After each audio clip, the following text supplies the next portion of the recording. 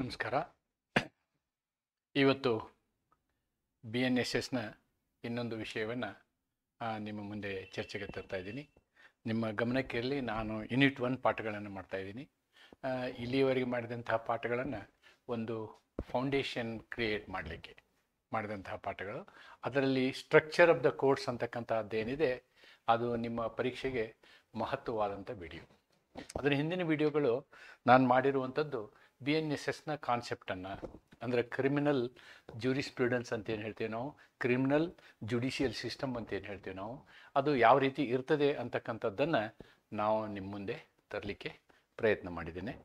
ಈಗ ನಾನು ಇವತ್ತು ನ್ಯಾಯಾಲಯಗಳ ಕರ್ತವ್ಯಗಳನ್ನು, ಬಾಧ್ಯತೆಗಳನ್ನು ಮತ್ತು ಅಧಿಕಾರಗಳನ್ನು, ಅವುಗಳ ಪ್ರಕಾರಗಳನ್ನು, ಕರ್ತವ್ಯ ಅಥವಾ ಡ್ಯೂಟಿ ಅಂತ ಹೇಳ್ತೀವಿ ನಾವು, ಬಾಧ್ಯತೆ ಅಂತ ಹೇಳ್ಬೋದು, ಜವಾಬ್ದಾರಿ ಅಂತ ಹೇಳ್ಬೋದು, ಮತ್ತು ಅವರು ಯಾವ ಅಧಿಕಾರವನ್ನು ಉಪಯೋಗಿಸ್ತಾರೆ ಅಂತಕ್ಕಂಥ ಈ 3 ಆಯಾಮದಲ್ಲಿ ಇವತ್ತು ನಾನು ನ್ಯಾಯಾಲಯಗಳು, ಅದು ಅಪರಾಧಿಕ ನ್ಯಾಯಾಲಯಗಳು ವಿಷಯದಲ್ಲಿ ನಾನು ನಿಮ್ಮ ಮುಂದೆ ಚರ್ಚೆಯನ್ನು ಮಾಡ್ತೀನಿ. ಇದು ನಿಮಗೆ ಈ ಒಂದು ಚರ್ಚೆ ಹಿಂದಿನ ವಿಡಿಯೋ ಇವೆರಡರ ಕಾಂಬಿನೇಷನಲ್ಲಿ ನಿಮಗೆ ಪ್ರಶ್ನೆ ಬರ್ಬೋದು ಅಂದ್ಕೊಳ್ತೀನಿ. They may ask you the structure of criminal courts and their duties and their powers, the structure of the courts and their functions, the structure of the courts and their duties, ಈ ರೀತಿಯಾದಂಥ ಪ್ರಶ್ನೆಗಳನ್ನ ಕೇಳ್ಬೋದು. ಆದ್ದರಿಂದ ಈ 3 ಆಯಾಮದಲ್ಲಿ ಒಂದು ನಾನೇನು ಮಾಡಿದ್ದೀನಿ ಇಲ್ಲಿ ಅಂತಂದರೆ, ನಿಮಗೆ ಕಾರ್ಯಗಳನ್ನು ತೊಗೊಂಡಿದ್ದೀನಿ, ಫಂಕ್ಷನ್ಸ್, ಎರಡನೇದ್ದು ಕರ್ತವ್ಯಗಳನ್ನು ತೊಗೊಂಡಿದ್ದೀನಿ ಮತ್ತು ಅಧಿಕಾರಗಳನ್ನು ತೊಗೊಂಡಿದ್ದೀನಿ. ಇವು 3 ವಿವರವಾಗಿ ಇವತ್ತು ನಿಮ್ಮ ಮುಂದೆ ನಾನು ಚರ್ಚೆಗೆ ಒಳಪಡಿಸ್ತೀನಿ. All these 3 concepts will be discussed in detail so that ನಿಮಗೆ ಅರ್ಥ ಆಗ್ತದೆ. ಏನು ಅಂತಂದರೆ, ಇಲ್ಲಿ ಒಂದೊಂದು ಕೋರ್ಟ್ ಒಂದೊಂದು ಥರ ಇರ್ಬೋದಲ್ಲ ಅಂತಕ್ಕಂಥ ಒಂದು ವಿಷಯವೂ ನಿಮ್ಮ ಮುಂದೆ ಬರ್ಬೋದು. ಆದರೆ ಅಲ್ಲಿ ಅಪರಾಧದ ಗಂಭೀರತೆಯನ್ನು ಅವಲಂಬಿಸಿ ಜುಡಿಷಿಯಲ್ ಕೋರ್ಟ್ಗಳೇನಿದಾವಲ್ಲ ಅವುಗಳು ಆ ಒಂದು ಪ್ರಕರಣವನ್ನು ಹಂಚಿಕೊಳ್ತವೆ. For example JMSC, JMFC and sessions court, ಹೀಗೆ 3 ಕೋರ್ಟ್ಗಳನ್ನು ನಾವು ನೋಡ್ತೀವಿ. ಆ 3 ಕೋರ್ಟ್ಗಳು ಏನು ಮಾಡ್ಬೋದು ಅಂತಕ್ಕಂಥದ್ದನ್ನು ನಾವು ನೋಡೋಣ. ಈಗ ಇದರ ಇಂಟ್ರಡಕ್ಷನ್ ನಾನು ಕೊಡೋದಾದರೆ, ದಿ ಭಾರತೀಯ ನಾಗರಿಕ ಸುರಕ್ಷಾ ಸಂಹಿತಾ BNSS has replaced the code of CRPC. It lays complete procedure for investigation, enquiry, trial, execution in criminal cases. Under this, the courts play a central role in ensuring justice, protecting the rights of accused, victims and maintenance of rule of law. ನೋಡಿ, basic concept ಇಲ್ಲಿ ಏನು ಅಂತಂದರೆ, maintaining of rule of ಲಾ ಅಂತ ನಾವು ಅಂದ್ಕೊಂಡ್ರೆ ನಾವು ಅದನ್ನೇನು ಹೇಳ್ಬೋದು, ಸಮಾಜದಲ್ಲಿ ಸಮಾಜದಂತೆ ನಡೆದುಕೊಳ್ಳುವುದಕ್ಕೆ. ಸೊ ಈ ಒಂದು ಪ್ರಕ್ರಿಯೆ ತುಂಬ ಪ್ರಮುಖ ಪಾತ್ರವನ್ನು ವಹಿಸ್ತದೆ. BNSS is such an important aspect that ultimately the society has to be peaceful and the country has to be peaceful ಅಂತಕ್ಕಂಥದ್ದನ್ನು ಇಲ್ಲಿ 2 ಲಾ ಆ್ಯಂಡ್ ಆರ್ಡರ್ ಅಂತ ಹೇಳ್ತೀವಿ. ಲಾ ಆ್ಯಂಡ್ ಆರ್ಡರ್ಗೆ ಒಂದು ವಿಭಾಗ ಬೇರೆ, ಯಾರು ಲಾ ಆ್ಯಂಡ್ ಆರ್ಡರ್ನ ಕೈಗೆ ಎತ್ಕೊಳ್ತಾರಲ್ಲ ಅವರು ಏನಾಗ್ತಾರೆ, ಈ ನಮ್ಮ ಏರಿಯಾದಲ್ಲಿ ಬರ್ತಾರೆ. ಲಾ ಆ್ಯಂಡ್ ಆರ್ಡರ್ನ ಕೈಗೆ ಎತ್ಕೊಂಡವರು they will come this side, on the judicial side ಅಂತ ಹೇಳ್ಬೋದು. ಭಾರತೀಯ ನಾಗರಿಕ ಸುರಕ್ಷಾ ಸಂಹಿತೆ ಪುರಾತನ ಅಪರಾಧ ಪ್ರಕ್ರಿಯಾ ಸಂಹಿತೆಯ ಬದಲಾವಣೆ. ಇದು ಅಪರಾಧ ಪ್ರಕರಣಗಳ ತನಿಖೆ, ವಿಚಾರಣಾ ಪ್ರಕ್ರಿಯೆ ಮತ್ತು ಶಿಕ್ಷೆಯ ಅನುಷ್ಠಾನಕ್ಕೆ ಸಂಬಂಧಿಸಿದ ಸಂಪೂರ್ಣ ಕ್ರಮವನ್ನು ನಿರ್ಧರಿಸ್ತದೆ. ನೋಡಿ, ಇಲ್ಲಿ ತನಿಖೆ ಅಂದ್ಕೂಡ್ಲೇ it is the job of a police. ವಿಚಾರಣೆ ಅಂದ್ಕೂಡ್ಲೇ ಪೂರ್ವ ವಿಚಾರಣೆ, ನ್ಯಾಯಾಧೀಶರು ಪೂರ್ವ ವಿಚಾರಣೆ ಮಾಡ್ತಾರೆ. ಅಂದರೆ ಇವನ ಮೇಲೆ ಚಾರ್ಜಸ್ ಫ್ರೇಮ್ ಮಾಡಿ ಟ್ರಯಲ್ ಮಾಡ್ಬೋದಾ ಅಂತ, ಆ ವಿಚಾರಣೆ. ಅದಾದ ನಂತರ ವಿಚಾರಣಾ ಪ್ರಕ್ರಿಯೆ, ಇದು ಟ್ರಯಲ್. ವಿಚಾರಣಾ ಪ್ರಕ್ರಿಯೆ ಅಂದರೆ we can tell it as it is a trial, right? Then execution of punishment or giving punishment, ಅಥವಾ ಶಿಕ್ಷೆ ಕೊಡುವ ಪ್ರಕ್ರಿಯೆ. ಇವೆಲ್ಲವನ್ನು ಈ ನಮ್ಮ ನಾಗರಿಕ ಭಾರತೀಯ ನಾಗರಿಕ ಸುರಕ್ಷಾ ಸಂಹಿತೆ ಇದೆಲ್ಲವನ್ನು ಮಾಡ್ತದೆ. ಈಗ ಸುರಕ್ಷಾ ಅಂತಕ್ಕಂಥ ಶಬ್ದವನ್ನು ಉಪಯೋಗ ಮಾಡಿರೋ ಮಹತ್ವವನ್ನು ನಾವು ನೋಡಬೇಕು ಅಂತಂದರೆ ಇದನ್ನು ಹೇಳ್ಬೋದು. It protects the victims mainly. It looks at the rights of the accused. ಅಂದರೆ ಆಪಾದಿತರನ್ನು ಮತ್ತು ಅಲ್ಲಿ ಸಂತ್ರಸ್ತರನ್ನು ಇಬ್ಬರನ್ನೂ ಕೂಡ ಅವರ ಹಕ್ಕುಗಳನ್ನು ರಕ್ಷಿಸುವಂತಹ ಕೆಲಸ ಮಾಡ್ತದೆ. ಅಲ್ಟಿಮೇಟ್ಲಿ ಮೇಂಟೈನ್ಸ್ ರೂಲ್ ಆಫ್ ಲಾ, ಕಾನೂನಿನ ಆಧಿಪತ್ಯವನ್ನು ಮೇಂಟೈನ್ ಮಾಡ್ತದೆ. ಅಂದರೆ ಒಂದು ನಾಗರಿಕ ಸಮಾಜದ ಅತಿ ಮುಖ್ಯವಾದ ಅಂಶ ಅಂದರೆ rule of law, not rule of men. Rule of men ಅಲ್ಲ, rule of law. That is very important and that was the dream of A V daisy.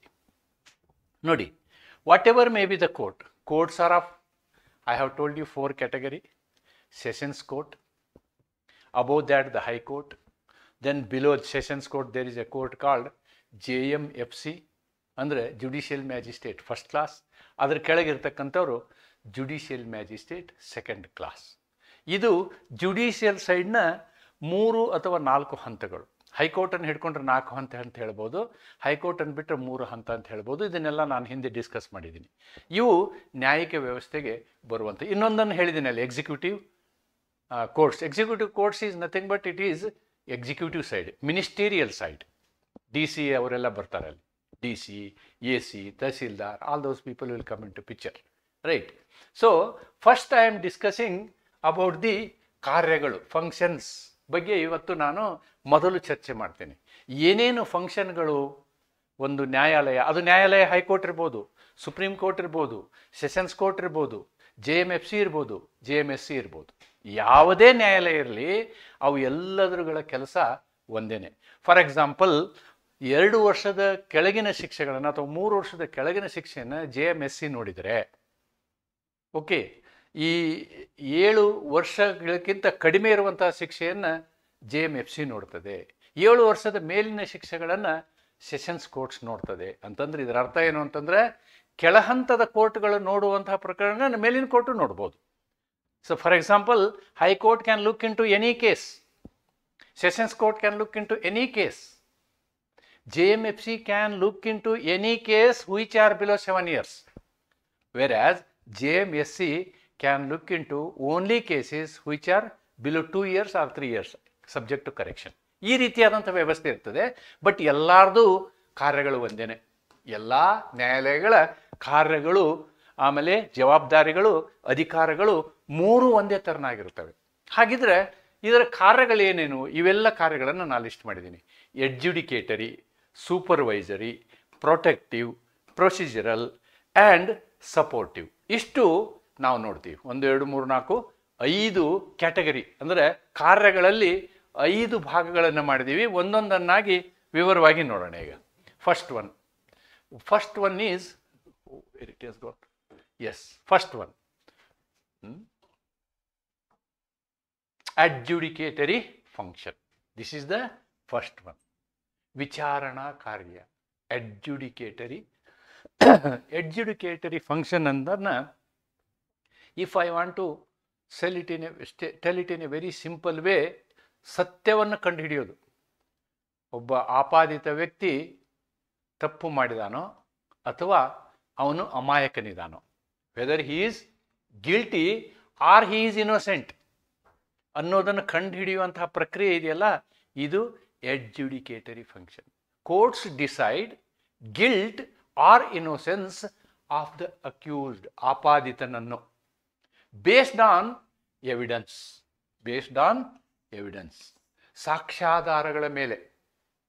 ಸಾಕ್ಷ್ಯಾಧಾರಗಳ ಮೇಲೆ ಯಾವಾಗಲೂ ಈ ಅಪರಾಧಿಕ ಪ್ರಕರಣಗಳು ನಿಂತಿರ್ತವೆ.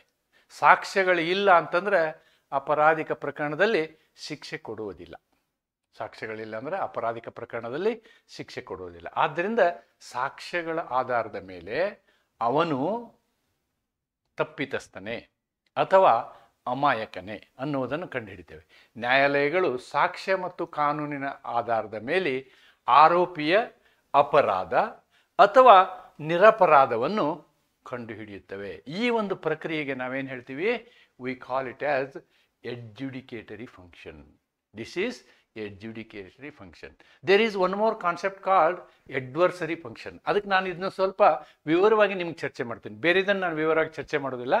ಇದನ್ನು ವಿವರವಾಗಿ ಚರ್ಚೆ ಮಾಡುವಂತಹ ಅವಶ್ಯಕತೆ ನಮಗಿದೆ.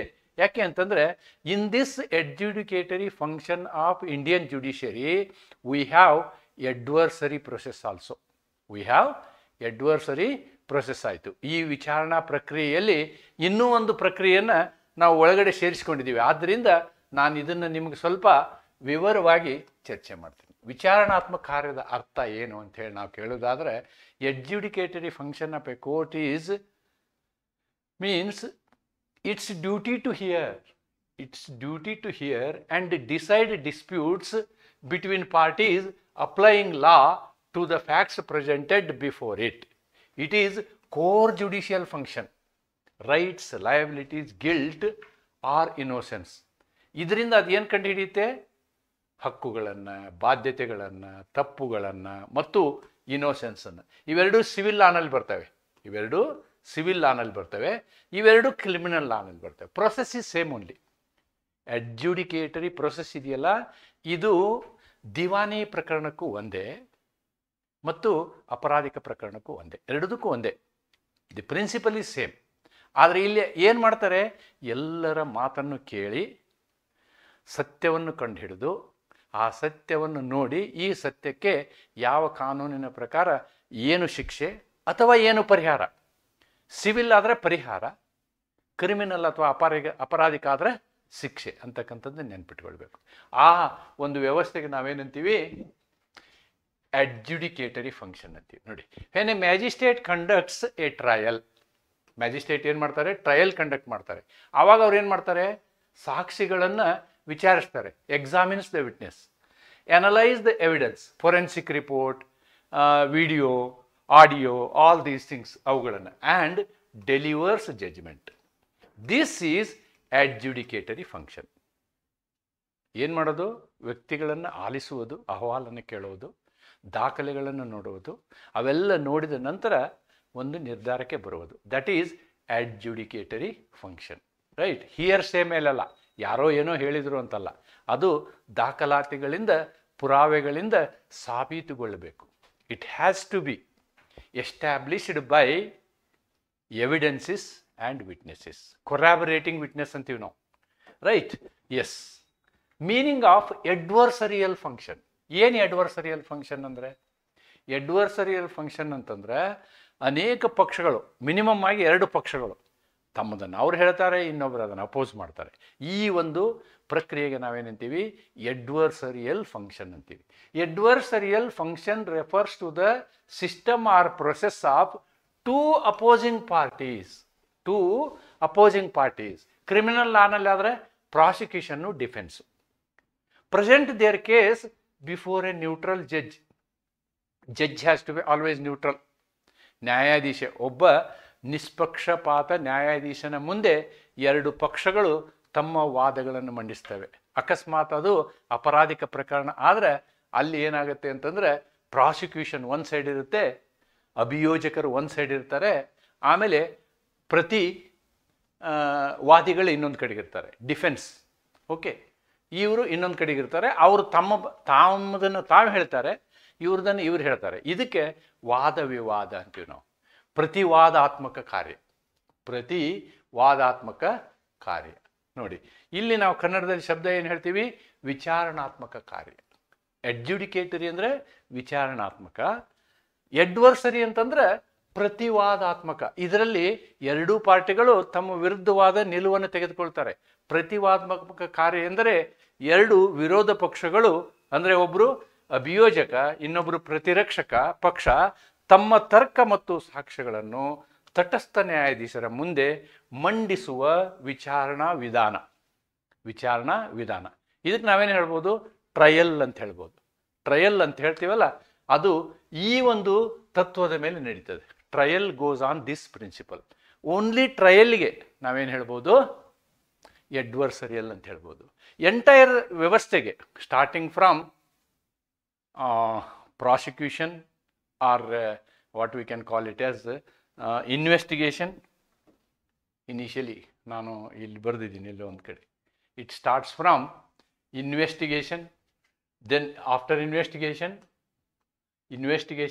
then comes enquiry, ನಂತರ ಟ್ರಯಲ್ ನಂತರ examination, witnesses, analysis of evidence, delivery, judgment ಎಲ್ಲ ಸೇರಿದರೆ ಎಡ್ಜುಡಿಕೇಟರಿ. ಈ ಎಡ್ಜುಡಿಕೇಟರಿಯ ಮಧ್ಯದಲ್ಲಿ ಒಂದು ಭಾಗ ಬರ್ತದೆ, ಅದು adversary. Okay. In a criminal trial the prosecution argues that accused committed the offence. ನೋಡಿ ಇಲ್ಲೇನಾಗುತ್ತೆ, ಅಭಿಯೋಜಕ ಪಕ್ಷ ಅಥವಾ ಅಭಿಯೋಜಕರು ಏನು ಹೇಳ್ತಾರೆ, ಅವನು ಅಪರಾಧವನ್ನು ಮಾಡಿದ್ದಾನೆ, right. While the defence argues the opposite, ಅವನು ತಪ್ಪಿತಸ್ಥ ಅಲ್ಲ ಅಂಥೇಳಿ ಡಿಫೆನ್ಸ್ ಆರ್ಗ್ಯೂ ಮಾಡ್ತಾರೆ. Judge May decide, judge ultimately ತಮ್ಮ ತೀರ್ಪನ್ನು ಯಾವುದ್ರ ಮೇಲೆ ಕೊಡ್ತಾರೆ, ಎವಿಡೆನ್ಸ್ ಮೇಲೆ ಕೊಡ್ತಾರೆ. ಈ ವಿಚಾರಣೆಯಲ್ಲಿ ಅಭಿಯೋಜಕ ಮಾಡಿದ, ಆರೋಪಿ ಅಪರಾಧ ಮಾಡಿದ ಎಂದು ಹೇಳಿದರೆ ಪ್ರತಿರಕ್ಷಣಾ ವಕೀಲ ಮಾಡಿಲ್ಲ ಎಂದು ತರ್ಕಿಸುತ್ತಾನೆ. ಈ ಒಂದು ವಾದ ವಿವಾದವನ್ನು ನಾವೇನು ಹೇಳ್ತೀವಿ, ಅಡ್ವರ್ಸರಿಯಲ್ ಫಂಕ್ಷನ್ ಅಂತ ಹೇಳ್ತೀವಿ. ದೇರ್ಫೋರ್ ನಿಮಗೆ ಇದರ ಅರ್ಥ ಇರಲಿ, ಯಾಕಂದರೆ ಈ ಶಬ್ದ ಎಲ್ಲೋ ಒಂದೊಂದು ಕಡೆ ಬರ್ತದೆ, ಅಡ್ವರ್ಸರಿಯಲ್ ಪ್ರೋಸೆಸ್ ಅಂತ, ಅಡ್ವರ್ಸರಿ ಅಂತ ಈ ರೀತಿಯಾದಂಥ ಶಬ್ದಗಳು ಬರ್ತವೆ. ಅದಕ್ಕೆ ಇಲ್ಲಿ ಪ್ರಮುಖವಾಗಿ ನೀವು ಇದನ್ನು ಗಮನಿಸಿದರೆ ಸಾಕು. First one is adjudicatory function. Now we'll go to supervisory. Next is supervisory function, right. The supervisory function is always vested from high court and below courts. It is not vested into Supreme Court. ನೆನ್ಪಿಟ್ಕೊಳ್ಳಿ. See for example JMSC, JMFC, CJM. ಈ CJM ಇದಾರಲ್ಲ, ಇವರು ಈ ನ್ಯಾಯಾಲಯಗಳ ಸೂಪರ್ವೈಷನ್ ಮತ್ತು control ಮಾಡ್ತಾರೆ. Then comes sessions court.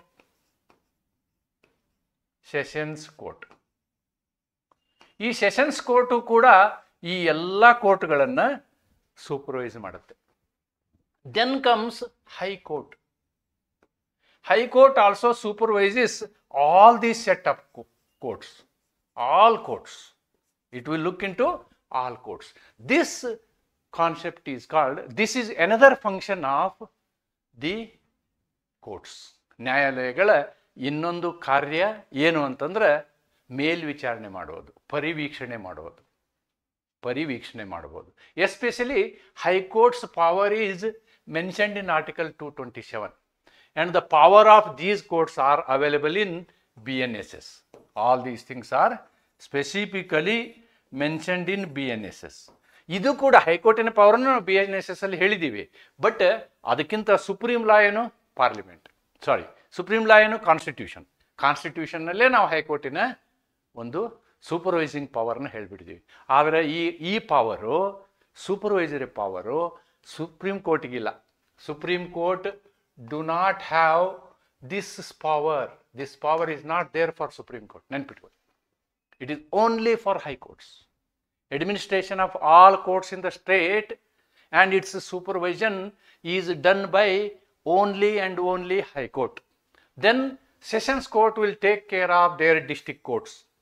Then CJM will also take care of JMFC and JMSC. ಈ ರೀತಿಯಾದಂಥ ಹೈರಾರ್ಕಿ ಇರ್ತದೆ. ಅದನ್ನು ನಾನಿಲ್ಲಿ ಎಕ್ಸ್ಪ್ಲೇನ್ ಮಾಡಲಿಕ್ಕೆ ಪ್ರಯತ್ನ ಮಾಡಿದ್ದೀನಿ. See high courts then sessions court and ಏನು ಮಿಸ್ಟೇಕ್ ಆಗಿದೆ ಇಲ್ಲಿ, high courts such as the sessions court and high courts supervise the functioning of the lower criminal courts to ensure proper administration of justice.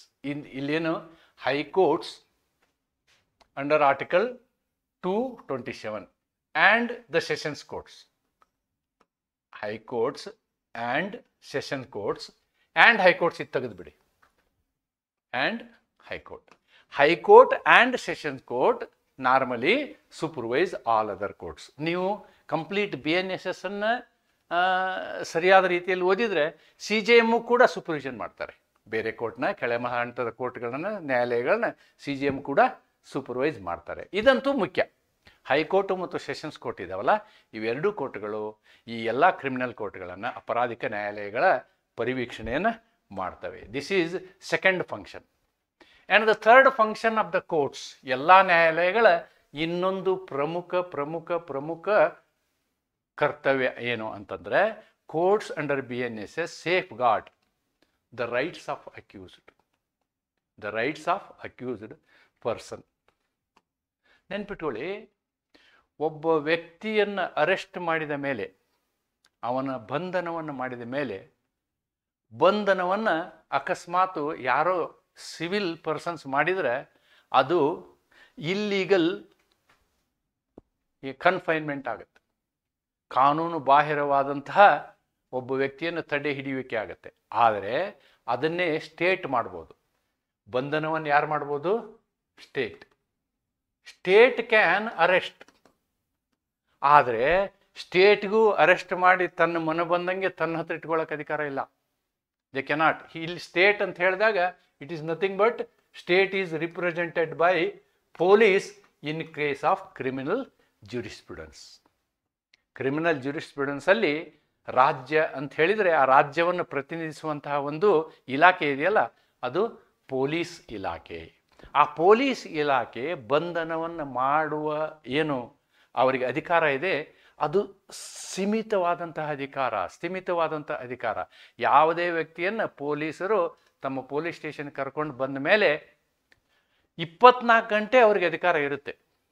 ಆದರೆ 24 ಗಂಟೆ 1 ನಿಮಿಷ ಕಳೆದು ಹೋದರೆ ಅವನು ಬಿಡುಗಡೆಗೊಳ್ತಾನೆ.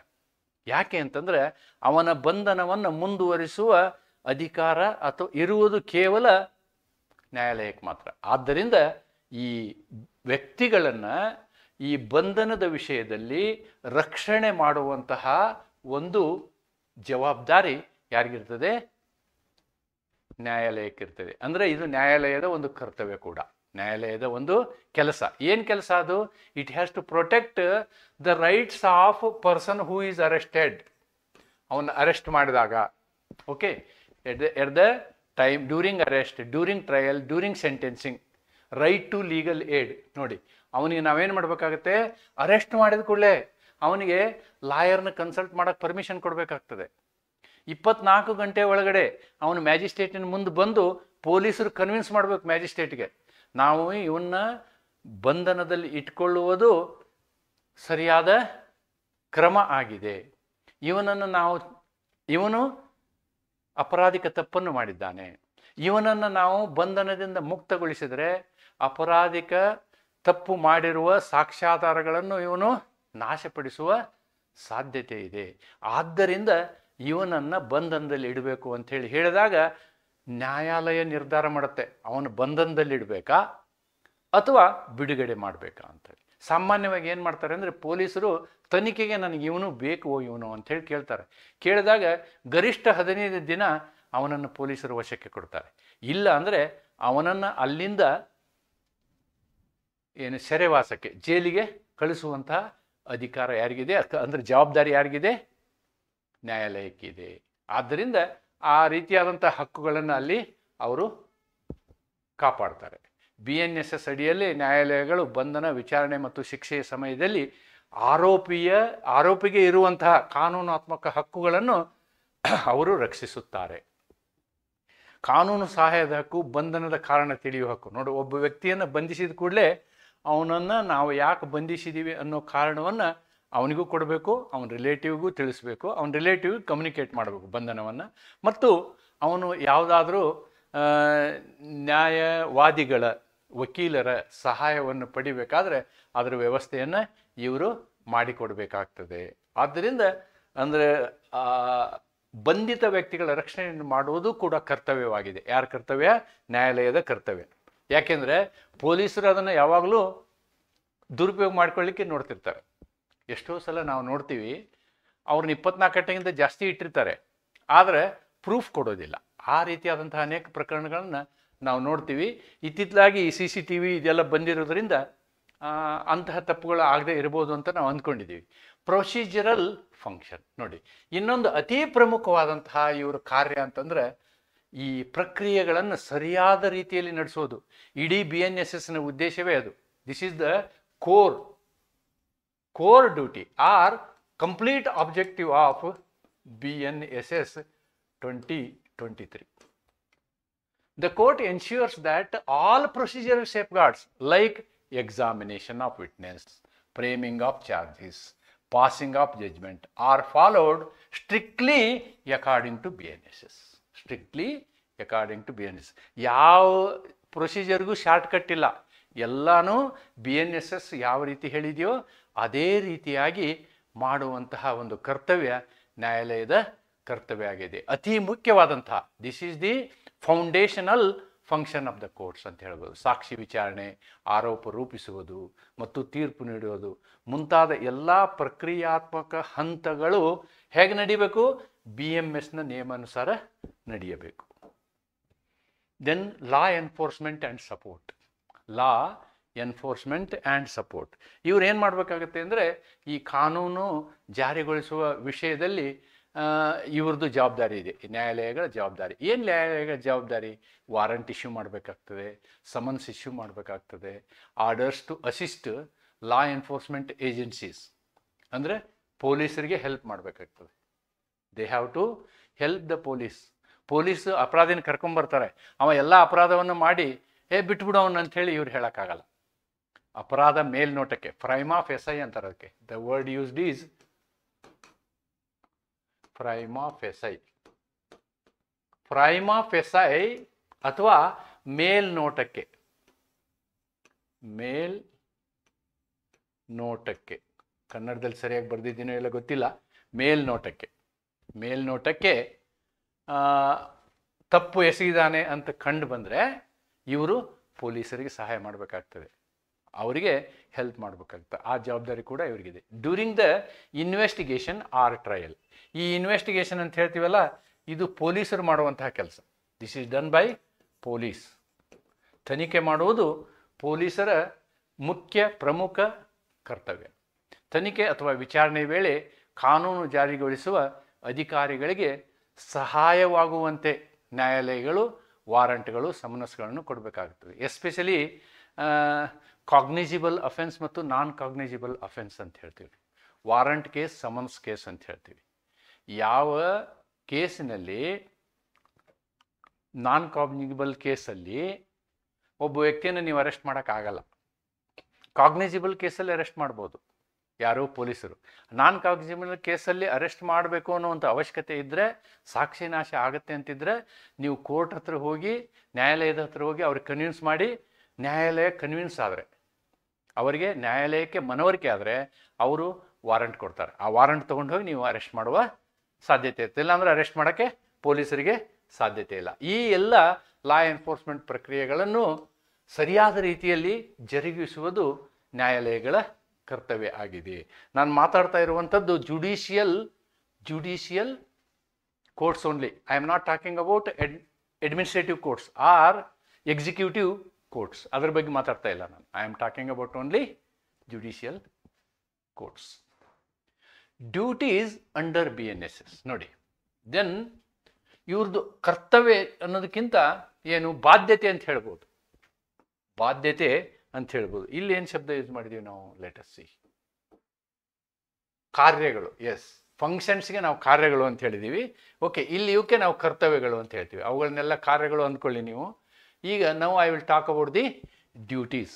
ಮೈನರ್ ಡಿಫರೆನ್ಸ್ ಇದೆ, ಆದಾಗಿನೂ ಕೂಡ ಅದೇ ಶಬ್ದಗಳನ್ನು ಉಪಯೋಗ ಮಾಡೋದು ಸರಿ. ಇಲ್ಲಿವರೆಗೆ ನಾನು ಏನು ಲೆಕ್ಚರ್ ಮಾಡಿದ್ದೀನಿ ಅವೆಲ್ಲವೂ ಕಾರ್ಯಗಳು ಅಂತ ಹೇಳ್ಬೋದು, ಅವ್ರು ಮಾಡಬೇಕಂತದ ಪ್ರಕ್ರಿಯೆಗಳು ಅಂತ.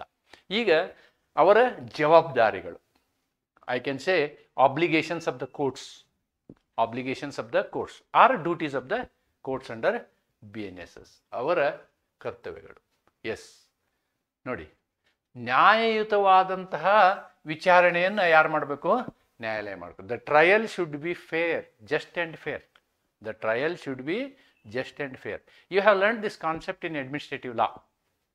Even the principle of natural justice says that any decision that is taken, whether it is quasi-judicial or even administrative, it should be just and fair ಅಂತ ಹೇಳ್ತಾರೆ. It should be just and fair. ಅದು ಇಲ್ಲಿಯೂ apply ಆಗುತ್ತೆ. Courts must guarantee a fair, impartial and speedy trial. Courts have to do a fair, ನ್ಯಾಯಯೋಚಿತ, ನಿಷ್ಪಕ್ಷಪಾತ ಮತ್ತು ವೇಗವಾದ ಅಪರಾಧಿಕ ವಿಚಾರಣೆಯನ್ನು ಮಾಡಬೇಕಾಗ್ತದೆ, trial ಮಾಡಬೇಕಾಗ್ತದೆ. Right? Okay, these two are okay and this still we have to achieve compare to western countries. ನ್ಯಾಯಾಲಯಗಳು ನ್ಯಾಯಯುತ, ಪಕ್ಷಪಾತವಿಲ್ಲದ ಮತ್ತು ವೇಗವಾದ ವಿಚಾರಣೆಯನ್ನು ಖಚಿತಪಡಿಸಬೇಕು. ಅದಕ್ಕೆ BNSSನಲ್ಲಿ ಲಿಮಿಟೇಷನ್ಸ್ ಮಾಡಿದ್ದಾರೆ. ಇಷ್ಟು ದಿವಸದೊಳಗೆ ಮುಗಿಬೇಕಿದು ಅಂತಕ್ಕಂಥದ್ದನ್ನು ಮಾಡಿದ್ದಾರೆ. ಇನ್ನು ಮುಂದೆ ಅದು ಪ್ರಾಕ್ಟಿಕಲ್ ಆಗಿ ಬರ್ಬೋದು ಅಂಥೇಳಿ ಅಂದ್ಕೊಳ್ಳೋಣ. Duty to protect rights of accused and victims. ನೋಡಿ, ಇದು ಕೂಡ ಇವರ ಮೂಲ ಕರ್ತವ್ಯ. ಇದನ್ನು ನಾನು ಅಲ್ಲಿಯೂ ಡಿಸ್ಕಸ್ ಮಾಡಿದ್ದೀನಿ. ಅಕ್ಯೂಸ್ಡ್ ಮತ್ತು ವಿಕ್ಟಿಮ್ಸ್ ಅವರಿಬ್ಬರನ್ನೂ ನಾವೇನು ಮಾಡಬೇಕು? ರಕ್ಷಿಸಬೇಕು. ಕಾನೂನಿನ ಅಡಿಯಲ್ಲಿ ಅವರ ರಕ್ಷಣೆಗೆ ಯಾವ ಪ್ರಾವಧಾನಗಳಿದ್ದಾವೆ ಅವುಗಳೆಲ್ಲವನ್ನೂ ಅವರಿಗೆ ಸಿಗೋ ಹಾಗೆ ನಾವು ಮಾಡಬೇಕು. ಫೇರ್ ಹಿಯರಿಂಗ್ ಆಗಬೇಕು. Hearing should be fair. Right? ಇದು ವಿಕ್ಟಿಮ್ಗೆ ಒಳ್ಳೆಯದು, ಅಕ್ಯೂಸ್ಡ್ಗೂ ಒಳ್ಳೆಯದು.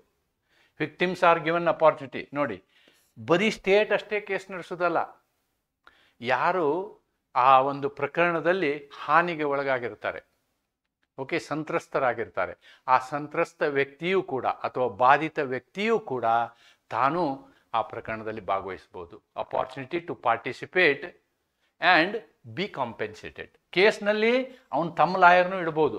ಅಷ್ಟೇ ಅಲ್ಲ, ಕೇಸ್ ಮುಗಿದ ಮೇಲೆ ಪರಿಹಾರವನ್ನು ಅವನು ಪಡೆದುಕೊಳ್ಬೋದು. ಸಂತ್ರಸ್ತರಿಗೆ ಪರಿಹಾರವನ್ನು ಘೋಷಿಸುವಂತಹ ಅನೇಕ ಉದಾಹರಣೆಗಳನ್ನು ನಾವು ನೋಡಿದ್ದೀವಿ. ಎಸ್ಪೆಷಲಿ ನೀವು ರಾಕೆಟ್ರಿ ಪಿಕ್ಚರ್ ನೋಡಬೇಕು, ನಿಮಗೆ ಅದರ ಅರ್ಥ ಆಗುತ್ತೆ. ಸೂಚ್ಯವಾಗಿ ಹೇಳ್ತೀನಿ, ನಂಬಿ ನಾರಾಯಣನ್ ಅಂತಕ್ಕಂಥ ವ್ಯಕ್ತಿ, ಅವನನ್ನು ಸುಮ್ಮನೆ ಅರೆಸ್ಟ್ ಮಾಡ್ತಾರೆ. He was a ISRO scientist. ಅವನು ಸುಮ್ಮನೆ ಅರೆಸ್ಟ್ ಮಾಡಿ ಅವನ ಹೆಸರೆಲ್ಲ ಕೆಟ್ಟು ಹೋಗಿಬಿಡುತ್ತೆ. ಅವನು ವಿಜ್ಞಾನಿ ಅಂತಕ್ಕಂತಹ ಅವನು ಏನು ಮಾಡ್ಬೇಕು, ಸಾಧಿಸಬೇಕಾಗಿತ್ತೋ ಅದೆಲ್ಲ ನುಚ್ಚು ನೂರಾಗುತ್ತೆ. ಕೇರಳ ಪೊಲೀಸರು ಆ ರೀತಿ ಮಾಡ್ತಾರೆ, ಅವನು ಸುಮ್ಮನೆ ಅರೆಸ್ಟ್ ಮಾಡಿ. ಆವಾಗ CBI ಕೊಡ್ತಾರೆ ಕೇಸನ್ನ. Case will be given to CBI. ಆವಾಗ CBI ಬಂದು ಆ ಎನ್ಕ್ವೈರಿ ಮಾಡ್ತಾರೆ. ಮಾಡಿದಾಗ ಗೊತ್ತಾಗುತ್ತೆ ಇವನ್ನ ಸುಳ್ಳು ಕೇಸ್ ಹಾಕಿ ಇವನ್ನ ತೊಂದರೆ ಮಾಡಿದ್ದಾರೆ ಅಂತೇಳಿ. ಸುಪ್ರೀಂ ಕೋರ್ಟು 25-50 ಲಕ್ಷ ರೂಪಾಯಿ ಪರಿಹಾರವನ್ನು ಅವ್ರಿಗೆ ಕೊಡ್ತದೆ. ಕಾಂಪೆನ್ಸೇಷನ್ 50 ಲಕ್ಷ ಪರಿಹಾರವನ್ನು ನಂಬಿ ನಾರಾಯಣನ್ ಅವ್ರಿಗೆ ಕೊಡ್ತದೆ. ಆ ಒಂದು ಏನು ಎಪಿಸೋಡ್ ಇದೆಯಲ್ಲ, ಎಪಿಸೋಡ್ ಮೇಲೆ ಒಂದು ಪಿಕ್ಚರ್ ಮಾಡಿದ್ದಾರೆ, ರಾಕೆಟ್ರಿ ಅಂತ. ಮಾಧವನ್ ಪಿಕ್ಚರ್ ಇರಬೇಕದು, ರಾಕೆಟ್ರಿ. ಈ ಪಿಕ್ಚರ್ನ ನೀವು ನೋಡಿದರೆ ಈ ಕಾಂಪೆನ್ಸೇಷನ್ ಬಗ್ಗೆ, ಇದ್ರ ಬಗ್ಗೆ ಎಲ್ಲ, ಅಂದರೆ ಕೆಲವೊಮ್ಮೆ ಈ ನಮ್ಮ ನ್ಯಾಯಿಕ ವ್ಯವಸ್ಥೆ ಯಾವ ರೀತಿ ರಾಟನ್ ಆಗಿದೆ ಅನ್ನೋದಕ್ಕೆ ಅದು ಒಂದು ನಿದರ್ಶನ ಅಂತ ಹೇಳ್ಬೋದು. ಆರೋಪಿಗಳಿಗೆ ನ್ಯಾಯಯುಕ್ತ ವಿಚಾರಣೆ ದೊರಕುವಂತೆ ಮತ್ತು ಬಾಧಿತರಿಗೆ ವಿಚಾರಣೆಯಲ್ಲಿ ಭಾಗವಹಿಸಲು ಮತ್ತು ಪರಿಹಾರ ಪಡೆಯಲು ಅವಕಾಶ ಕಲ್ಪಿಸುವುದು ನ್ಯಾಯಾಲಯದ ಕರ್ತವ್ಯವಾಗಿದೆ. ನೀವು ಸೆಕ್ಷನ್ ಎಲ್ಲ ಅಷ್ಟೆಲ್ಲ ನೆನ್ಪಿಟ್ಕೊಳ್ಬೇಕಂತೇನಿಲ್ಲ. You have to well versed with the concepts. That is my objective, and that is the objective of examiners also, right?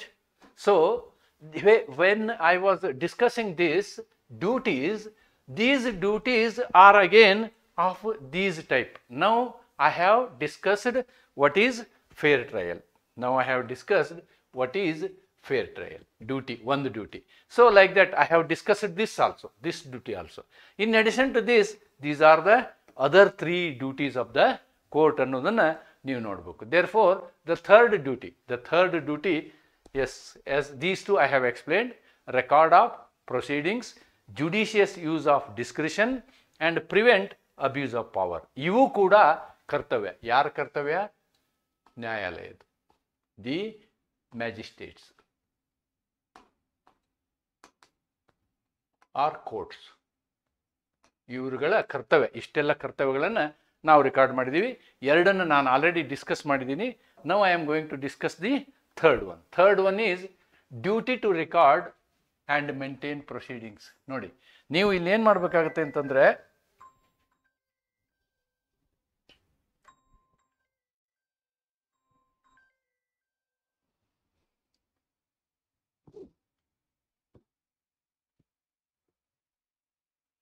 ಆಮೇಲೆ ಮಾತಾಡ್ತೀನಿ, ನಾನು ಕ್ಲಾಸಲ್ಲಿದ್ದೀನಿ, ಆಮೇಲೆ ಮಾತಾಡ್ತೀನಿ.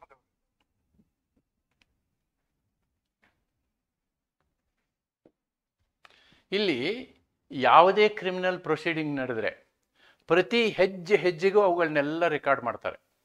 What ever is happening in criminal proceeding, each and every aspect is recorded. That is very very important. Record and maintain proceedings.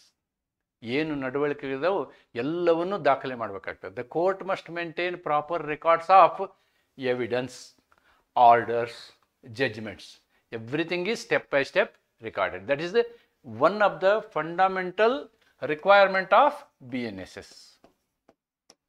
Civil court ಅಲ್ಲಿ ಹಂಗಾಗ್ಲಿಕ್ಕಿಲ್ಲ, but criminal court ಅಲ್ಲಿ all these concepts are, every step is to be recorded. Then very important for judicial magistrates is use of discretion, ವಿವೇಚನಾ ಅಧಿಕಾರ. ವಿವೇಚನಾ ಅಧಿಕಾರವನ್ನು ಸರಿಯಾದ ರೀತಿಯಲ್ಲಿ ಉಪಯೋಗಿಸುವಂತಹ ಮಹತ್ತರವಾದಂತಹ ದೊಡ್ಡ ಜವಾಬ್ದಾರಿ ಇದೆ. ರಾಹುಲ್ ಗಾಂಧಿಯವರಿಗೆ ಸುಪ್ರೀಂ ಕೋರ್ಟಲ್ಲಿ ಬೇಲ್ ಸಿಗಲಿಕ್ಕೆ ಕಾರಣ ಏನು ಅಂತಂದರೆ, ಅವರು ಮಾಡಿದಂತಹ ಡಿಫೆಮೇಷನ್ ಕೇಸ್ನಲ್ಲಿ ಮ್ಯಾಕ್ಸಿಮಮ್ ಪನಿಷ್ಮೆಂಟ್ ಇದ್ದಿದ್ದೇ 2 ವರ್ಷ. ಅವರು ಕರೆಕ್ಟ್ ಇಲೆಕ್ಷನ್ ಬರುವಂಥ ಟೈಮ್ನಲ್ಲಿ ಮ್ಯಾಕ್ಸಿಮಮ್ ಪನಿಷ್ಮೆಂಟನ್ನು ಕೊಟ್ಟಿದ್ದರು. ಅದು it has become A issue. ಅಂದರೆ the punishment that is going to be given is based on the principle of doctrine of proportionality ಅಂತ ಹೇಳ್ತಾರೆ. Doctrine of proportionality. BNS ನಲ್ಲಿ ಏನು ವ್ಯವಸ್ಥೆ ಇರುತ್ತೆ ಅಂದರೆ, ಶಿಕ್ಷೆಯನ್ನು ಒಂದು ಕನಿಷ್ಠ ಪ್ರಮಾಣದಿಂದ ಒಂದು ಗರಿಷ್ಠ ಪ್ರಮಾಣದಲ್ಲಿ ಕೊಟ್ಟಿರ್ತಾರೆ. ಆ ಏನು ಮಧ್ಯದ ಗ್ಯಾಪ್ ಇರ್ತದಲ್ವಾ, ಆ ಗ್ಯಾಪು ವಿವೇಚನಾಧಿಕಾರ. ಪ್ರತಿಯೊಂದು ಪ್ರಕರಣದ ಗಂಭೀರತೆಯನ್ನು ಅವಲಂಬಿಸಿ ನಾವು ನಮ್ಮ ವಿವೇಚನಾ ಅಧಿಕಾರವನ್ನು ಉಪಯೋಗಿಸಿ ನ್ಯಾಯಾಧೀಶರಾದವರು ತೀರ್ಪು ಕೊಡುವುದು ಬಹಳ ಮಹತ್ವ. ಇದು ಒಂದು ಅತಿ ಮುಖ್ಯವಾದಂತಹ ಕರ್ತವ್ಯ. ಹೆರಾಬಿರಿಯಾಗಿ ಒಂದು ಕೇಸ್ನ ಒಂದು ಸೆಕ್ಷನ್ ಹಾಕಿದ್ರೆ ಅಂತ ಇಟ್ಕೊಳ್ಳಿ, ಸೆಕ್ಷನ್ಗೆ ಮ್ಯಾಕ್ಸಿಮಮ್ ಪನಿಷ್ಮೆಂಟ್ ಇದ್ದದ್ದನ್ನು ಕೊಡಬೇಕು ಅಂತೇನಿಲ್ಲ. For example, culpable homicide. There is a murder, there is a gruesome murder, okay, there is a assassination and culpable homicide. ನೀವು ಕಲ್ಪೆಬಲ್ ಹೋಮಿಸೈಡ್ಗೂ ಡೆತ್ ಸೆಂಟೆನ್ಸ್ ಕೊಡೋಕ್ಕಾಗಲ್ಲ. ಅದು ವಿವೇಚನೆಯ ದುರುಪಯೋಗ ಆಗತ್ತೆ. ನೀವು ಕಲ್ಪೆಬಲ್ ಹೋಮಿಸೈಡ್ಗೆ ಅವನು ಯಾವ ಸಂದರ್ಭದಲ್ಲಿ ಮಾಡ್ದ, ಯಾವ ಹಿನ್ನೆಲೆ ಏನೋ ಫಾರ್ ಎಕ್ಸಾಂಪಲ್, ಗಂಡ ಹೆಂಡತಿ ಜಗಳದಲ್ಲಿ ಗಂಡ ಜೋರಾಗಿ ಸಿಟ್ಟು ಬಂದು ಹೆಂಡತಿ ಕೆನ್ನೆಗೆ ಹೊಡೆದಾಗ ಆ ಹೆಂಡತಿಯ ಬ್ರೇನ್ ಕ್ಲಾಟ್ ಆಗಿ, ಬ್ಲಡ್ ಕ್ಲಾಟ್ ಆಗಿ ಸಾಯ್ಬೋದು. ಇಲ್ಲೇ ಮರ್ಡರ್ ಮಾಡೋ ಉದ್ದೇಶ ಇರೋದಿಲ್ಲ. Therefore he cannot be hanged. ಅದರ ಕಾನ್ಸೆಪ್ಟ್ ಇದು. Courts must use discretion judiciously, ನ್ಯಾಯಯೋಚಿತವಾಗಿ. Courts must use discretion judiciously and give decision in granting bail. ನೋಡಿ, ಈ ಎಲ್ಲ ವಿಷಯದಲ್ಲಿ ಡಿಸ್ಚಾರ್ಜ್ ಆರ್ ಸೆಂಟೆನ್ಸಿಂಗ್ ನೋಡಿ 3 ಸಂದರ್ಭಗಳಿರ್ತವೆ. ಒಬ್ಬ ಆಪಾದಿತನಿಗೆ ಫಸ್ಟು ಅವನಿಗೆ ಮೊದಲು ಪ್ರಾರಂಭ ಆಗೋದೇ ಬೇಲು, ಅಂದರೆ ಜಾಮೀನು. ಎಷ್ಟೋ ಸಲ ಜಾಮೀನು ಕೊಡೋದೇ ಇಲ್ಲ. ಇತ್ತಿತ್ತಲಾಗಿ the trend of the courts is that they are more protective. Genuine ಪ್ರಕರಣಗಳಲ್ಲೂ ಜಾಮೀನು ಕೊಡೋದಿಲ್ಲ.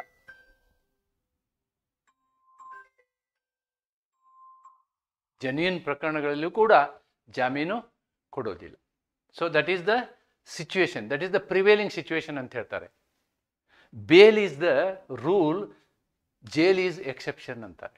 Bale is the rule, jail is exception ಅಂತ ಹೇಳ್ತಾರೆ. That is the principle of criminal jurisprudence. But unfortunately jail has become rule. That is the concept. That should not happen. ಆಮೇಲೆ ಒಬ್ಬ ವ್ಯಕ್ತಿಯನ್ನು ಬಿಡುಗಡೆ, ಮುಕ್ತಗೊಳಿಸೋದು, discharge, ಅವನಿಗೆ ಅಕ್ವಿಟ್ ಮಾಡೋದು, ಮತ್ತು ಅವನಿಗೆ ಏನು ಶಿಕ್ಷೆ ಕೊಡೋದು, ಸೆಂಟೆನ್ಸಿಂಗ್ ಮೀನ್ಸ್ ಇಶ್ಯೂಯಿಂಗ್ ಪನಿಷ್ಮೆಂಟ್. ಈ 3ರ ವಿಚಾರದಲ್ಲಿ ನಾವೇನು ಮಾಡಬೇಕು, ವಿವೇಚನಾ ಶಕ್ತಿಯನ್ನು ಅಥವಾ ನಮ್ಮ ಬುದ್ಧಿಯನ್ನು ಸರಿಯಾದ ರೀತಿಯಲ್ಲಿ ನ್ಯಾಯಾಧೀಶರಾದವರು ಉಪಯೋಗಿಸಿ ತೀರ್ಪು ಕೊಡುವುದು ಕೂಡ ಅವರ ಅತಿ ಮುಖ್ಯವಾದಂತಹ most important duty of the courts ಅಂತ ಹೇಳ್ಬೋದು. Most important duty of the courts. Next, what I have discussed. Yes, duty to prevent and abuse of process. This is another thing. Behind the scene, so many things will happen. That is another problem in judicial activities. Courts must ensure that the process of law is not misused for harassment or delay. ಸಾಮಾನ್ಯ ಏನಾಗುತ್ತೆ ಅಂತಂದರೆ, ಇಲ್ಲಿ ಸಾಕ್ಷಿಗಳನ್ನು ನಾಶಪಡಿಸುವಂಥದ್ದು, ಅಥವಾ witness examination ಮಾಡುವಾಗ ಅವ್ರನ್ನ threat ಮಾಡುವಂಥದ್ದು, All these things are there. All these things are there. So therefore, abuse of process is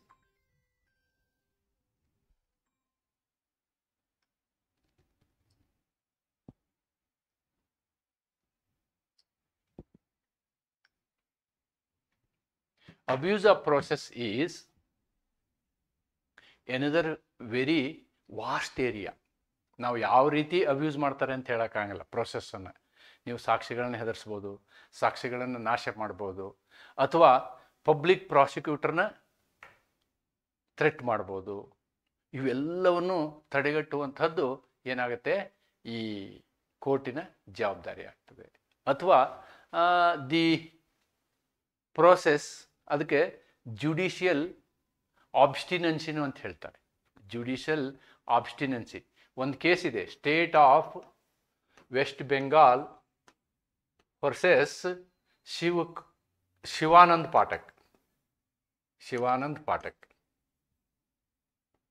ಇದು ಕೂಡ abuse of process. In this case the judge abused the process. ಯಾವುದು? State of West Bengal versus Shivanand Pathak ಪ್ರಕರಣದಲ್ಲಿ judge has misused the process. So ಅದು ಆಗಬಾರ್ದು. All these things should not happen ಅಂತಕ್ಕಂಥದ್ದು ಇದು ಒಂದು ಮೂಲವಾದಂಥ ಕರ್ತವ್ಯ. All these things whatever I have discussed all these things all are there. Abuse of power, then judicious use of discretion I have discussed, then record of proceedings, ಎಲ್ಲ ರೆಕಾರ್ಡ್ಗಳನ್ನು maintain ಮಾಡಬೇಕು. Then ಯಾವುದು? Protection of rights, ಯಾರ್ಯಾರ್ದು? Accused, ಆಪಾದಿತಂದು ಮತ್ತು ವಿಕ್ಟಿಮ್ದು, ಸಂತ್ರಸ್ತಂದು, ಇವರ ರಕ್ಷಣೆಯನ್ನು ಮಾಡಬೇಕು. ಮತ್ತು ನಿಮ್ಮ ಟ್ರಯಲ್ಲು ಇಂಪಾರ್ಷಿಯಲ್ ಆಗಿರಬೇಕು. So all these things regarding duties I have discussed. Now finally I will discuss about the power. Even powers are also like this.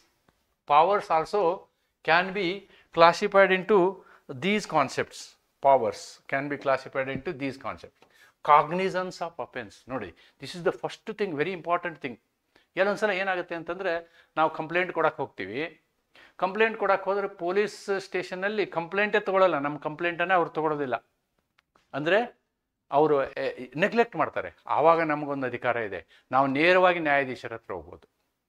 ಆವಾಗ ನ್ಯಾಯಾಧೀಶರು ಅದನ್ನು ಪರಿಗಣಿಸ್ತಾರೆ. He will consider cognisance, consider ಮಾಡಿ ಅದನ್ನು ನಮ್ಮ ಕಂಪ್ಲೇಂಟನ್ನು ತೆಗೆದುಕೊಂಡು ಇನ್ವೆಸ್ಟಿಗೇಷನ್ಗೆ ಆರ್ಡರ್ ಮಾಡ್ತಾರೆ. He will order for investigation. ನೋಡಿ, ಅಲ್ಲಿ ಏನಾಗುತ್ತೆ ಅಂತಂದರೆ, ಎನ್ಕ್ವೈರಿ ಮೊದಲಾಗುತ್ತೆ. ಎನ್ಕ್ವೈರಿ ಆದಮೇಲೆ ಜಡ್ಜ್ ಕನ್ವಿನ್ಸ್ ಆಗಿ ಆವಾಗ ಅದನ್ನು ಪೊಲೀಸರಿಗೆ ಕೊಡ್ತಾರೆ, ಇದು ತನಿಖೆ ಮಾಡಿ ಅಂತ. ನಾರ್ಮಲ್ ರೂಟ್ ಏನು, ನಾನು ಯಾವುದೋ ವಿಕ್ಟಿಮ್ ಏನು ಮಾಡ್ತಾನೆ, ಪೊಲೀಸ್ ಸ್ಟೇಷನ್ಗೆ ಹೋಗಿ ಫಸ್ಟ್ ಇನ್ಫಾರ್ಮೇಷನ್ ಕೊಡ್ತಾನೆ. ಅದು ಕಂಪ್ಲೇಂಟ್ ಅಲ್ಲ, ಅವನು ಇನ್ಫಾರ್ಮೇಷನ್ ಕೊಡ್ತಾನೆ. ಅವನು ಕೊಟ್ಟಂಥ ಇನ್ಫಾರ್ಮೇಷನ್ ಮೇಲೆ FIR ಮಾಡಬೇಕು. ಆದರೆ ಎಷ್ಟೋ ಸಂದರ್ಭದಲ್ಲಿ ಪೊಲೀಸರು FIR ಮಾಡೋದನ್ನು ತಪ್ಪಿಸ್ಕೊತಾರೆ, FIR ಮಾಡೋದಿಲ್ಲ. ಅಂಥ ಸಂದರ್ಭದಲ್ಲಿ ಆ ವ್ಯಕ್ತಿ ಸಂತ್ರಸ್ತ ಏನು ಮಾಡ್ತಾನೆ, ನೇರವಾಗಿ ನ್ಯಾಯಾಧೀಶರ ಹತ್ರ ಹೋಗ್ತಾನೆ. ಆವಾಗ ನ್ಯಾಯಾಧೀಶರು ಅದನ್ನು ಗಮನಿಸಿ ಅಪರಾಧ ಆಗಿದೆ ಅನ್ನುವುದನ್ನು ಮನವರಿಕೆ ಮಾಡಿಕೊಂಡು ಏನು ಮಾಡ್ತಾರೆ, ಪ್ರಕರಣವನ್ನು ದಾಖಲಿಸ್ತಾರೆ. ಅದಕ್ಕೆ ನಾವೇನಂತೀವಿ, ಕಾಗ್ನಿಸನ್ಸ್ ಆಫ್ ಅಫೆನ್ಸ್ ಅಂತೀವಿ. ಅಷ್ಟೇ ಅಲ್ಲ, ಈವನ್ ಪೊಲೀಸ್ ರಿಪೋರ್ಟ್ ಬಂದ ಮೇಲೇನು, ಫಸ್ಟ್ ಇನ್ಫಾರ್ಮೇಷನ್ FIR ಬಂದ ಮೇಲೇನು ಕೂಡ FIR ಇದು ಕನ್ಸಿಡರ್ ಮಾಡಲಿಕ್ಕೆ ಯೋಗ್ಯ ಇದೆಯಾ ಇಲ್ಲ ಅಂತಕ್ಕಂಥ ಇನ್ವೆಸ್ಟಿಗೇಷನ್ನು ಮಾಡ್ತಾರೆ. ಅವರು ಏನು ಮಾಡ್ತಾರೆ, ಇನ್ವೆಸ್ಟಿಗೇಷನ್ ಮಾಡ್ತಾರೆ, ಎನ್ಕ್ವೈರಿ ಮಾಡ್ತಾರೆ. Investigation is police part. They do enquiry. ಯಾರು? ಜುಡಿಷಿಯರಿ, ನ್ಯಾಯಾಧೀಶರು. ಈ ಎನ್ಕ್ವೈರಿ ಮಾಡಿ they will take the cognisance of the offence. ಆವಾಗ ಹೌದು ಇದು ಅಪರಾಧ ಅನ್ನೋದನ್ನು ಕಾಗ್ನಿಸನ್ಸ್ ತಗೊಂಡು they will then frame charge. Then ಇದು ಕೂಡ ಅವರ ಅಧಿಕಾರ. ಸಮನ್ ಇಶ್ಯೂ ಮಾಡುವಂಥದ್ದು, ವಾರಂಟ್ ಇಶ್ಯೂ ಮಾಡುವಂಥದ್ದು ಕೂಡ ನ್ಯಾಯಾಲಯದ ಅಧಿಕಾರ. ಸಮನ್ಸನ್ನಾಗಲಿ ವಾರಂಟನ್ನಾಗಲಿ ಪೊಲೀಸರು ಇಶ್ಯೂ ಮಾಡೋಕ್ಕಾಗಲ್ಲ. ಅದನ್ನು ಯಾರು ಮಾಡಬೇಕು? ನ್ಯಾಯಾಲಯ ಮಾಡಬೇಕು. ನೋಡಿ, ಆಮೇಲೆ ಬೇಲ್ ಕೊಡುವಂಥದ್ದು ಇದು ನ್ಯಾಯಾಲಯದ ಕೆಲಸ. ತೀರ್ಪು ಕೊಡುವಂಥದ್ದು ನ್ಯಾಯಾಲಯದ ಕೆಲಸ. ಮತ್ತು ಕೇಸ್ಗಳನ್ನು ಟ್ರಾನ್ಸ್ಫರ್ ಮಾಡುವಂಥದ್ದು ನ್ಯಾಯಾಲಯದ ಕೆಲಸ. ಇನ್ನೊಂದು ಇನ್ಹೆರೆಂಟ್ ಪವರ್ ಇದೆ.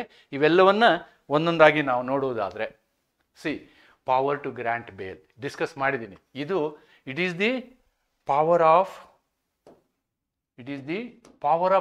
Court. Power of court bail ಕೊಡುವಂಥದ್ದು. Courts can grant or refuse bail depending upon the nature and gravity of the offence. ಅಪರಾಧದ ಸ್ವರೂಪ ಮತ್ತು ಗಂಭೀರತೆಯನ್ನು ಆಧರಿಸಿ ಜಾಮೀನನ್ನು ಕೊಡಲಾಗ್ತದೆ. Right. Then power to pass judgments. ನೋಡಿ, ಅವರು ಜಡ್ಜ್ಮೆಂಟ್ ಕೊಡುವಂಥದ್ದು ಕೂಡ ಅವರ ಒಂದು ಅಧಿಕಾರ. ಬೇರೆ ಯಾರು ಜಡ್ಜ್ಮೆಂಟ್ ಕೊಡೋಕ್ಕಾಗಲ್ಲ. They only have to give the judgment. Okay. And this is given based on the guilt, not as per whims and fancy ಅಂತಕ್ಕಂಥದ್ದು. Next, inherent power. What is inherent power? Under section 482 of old CRPC or new 528, courts possess inherent power to prevent abuse and secure justice. ಎಷ್ಟೋ ಸಲ ಏನಾಗುತ್ತೆ ಅಂತಂದರೆ, court for example Karur ಪ್ರಕರಣ ನೋಡ್ತೀವಿ ನಾವು. ತಮಿಳುನಾಡಿನಲ್ಲಿ stampede ಆಯಿತು. ಸ್ಟ್ಯಾಂಪೇಡ್ ಆದಂತಹ ಪ್ರಕರಣದಲ್ಲಿ ಏನಾಗುತ್ತೆ ಅಂತಂದರೆ, ಅಲ್ಲಿರ್ತಕ್ಕಂತಹ ತಮಿಳುನಾಡಿನ police probably they were abusing the power. ಆವಾಗ ಕೋರ್ಟ್ ಏನು ಮಾಡ್ತು? Ordered CBI enquiry.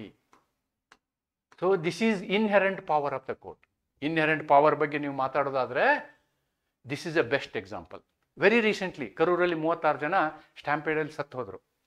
The police action, other thing, police enquiry started, but some people went to court and the court said yes, in this case for securing justice, ನ್ಯಾಯವನ್ನು ದೊರಕಿಸುವುದಕ್ಕಾಗಿ, ನ್ಯಾಯ ಸಿಗುವುದಕ್ಕಾಗಿ ಅಲ್ಲೇನಾಗಬೇಕು? ಪಕ್ಷಪಾತವಿಲ್ಲದೆ enquiry ಆಗಬೇಕು. ನಿಷ್ಪಕ್ಷಪಾತವಾಗಿ ತನಿಖೆ ನಡಿಬೇಕು.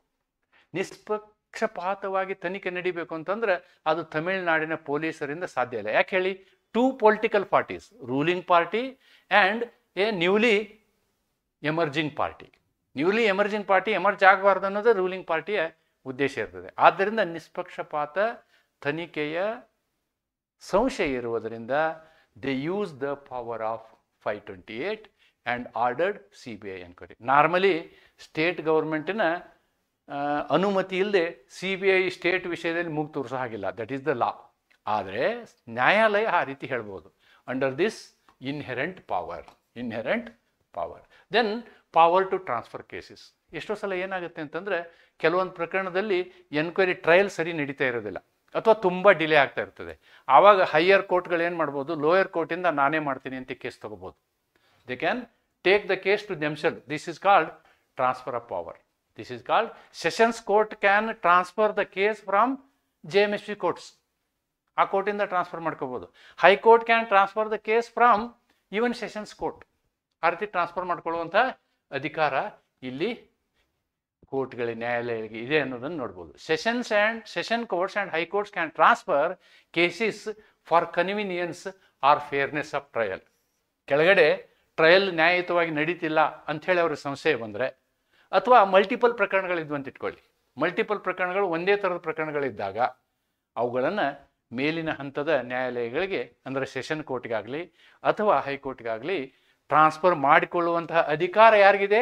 Sessions ಕೋರ್ಟ್ಗೂ ಇದೆ, ಹೈಕೋರ್ಟ್ಗೆ ಇದೆ. They will order transfer of cases from the lower court to their court. ಇದು supreme ಕೋರ್ಟ್ಗೂ ಇದೆ.